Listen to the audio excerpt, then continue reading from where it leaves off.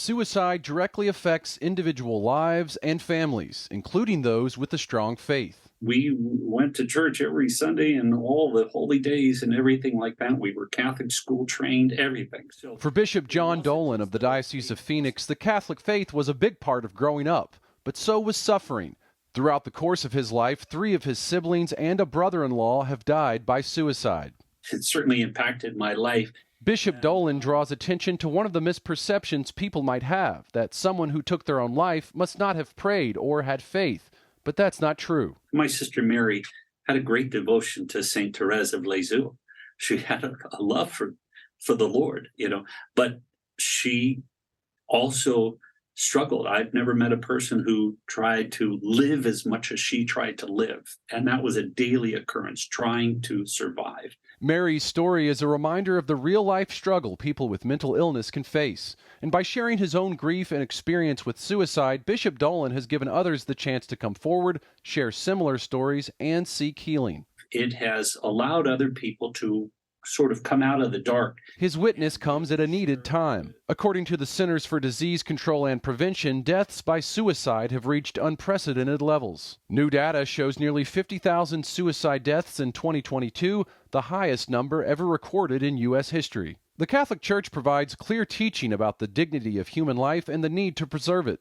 The Catechism states, "It is God who remains the sovereign master of life. We are obliged to accept life gratefully and preserve it for His honor and the salvation of our souls." The latest CDC numbers on suicide call into question how serious society is about preserving life. We really haven't made much progress in bringing the death rate from suicide down. Deacon Ed Schoner, the president of the Association of Catholic Mental Health Ministers, believes there's a stigma surrounding the issue of suicide, leaving people afraid to address it. A lot of it, of course, relates to mental health and mental illness. A lot of it relates to feelings of despair and hopelessness. And I think all of those things frighten people to a certain extent, or I think there might be a tendency to think it's the person's fault.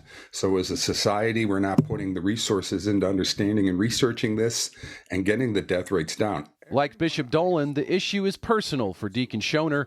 His daughter Katie, who struggled with bipolar disorder, died by suicide in 2016. Schoner was very open about Katie's struggle in the obituary he wrote for her, and people responded. I heard from thousands, tens of thousands of people about the need for a ministry in the area of mental health and suicide. It inspired Deacon Schoner, in collaboration with Bishop Dolan and others, to start his organization in 2019. The Association of Catholic Mental Health Ministers hopes to develop more resources within the church. There is still much work to do. What we're trying to do is to have a mental health ministry within the life of a parish that would just be kind of a routine ministry, like grief support or prison support or youth young adult ministry, where we accompany people that are living with mental health challenges. At this point, the group has a presence in only about 20% of all the Catholic dioceses in the U.S. Schoner thinks what could prevent this type of ministry from catching on in faith circles is a false idea about mental health and suicidal thoughts. That perception that good Catholics,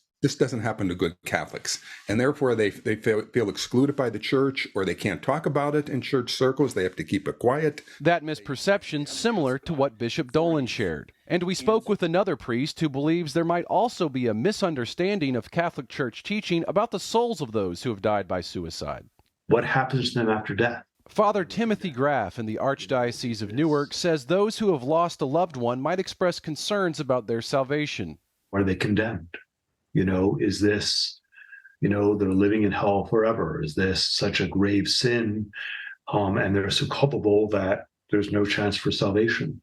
For clarity, he directs people back to the Catechism of the Catholic Church, which states, "Grave psychological disturbances, anguish, or grave fear of hardship, suffering, or torture can diminish the responsibility of the one committing suicide. We should not despair of the eternal salvation of persons who have taken their own lives.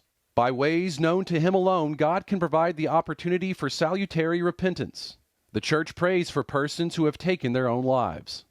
It's a way of saying, God, you are merciful, and I want to live in that mercy.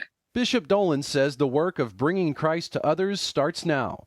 He calls on Catholics to support those who suffer or feel shame and isolation. I think church has just got to be the place for people to gather. And he asks those who need help to reach out to people around them instead of suffering in silent prayer. It's not just me and God.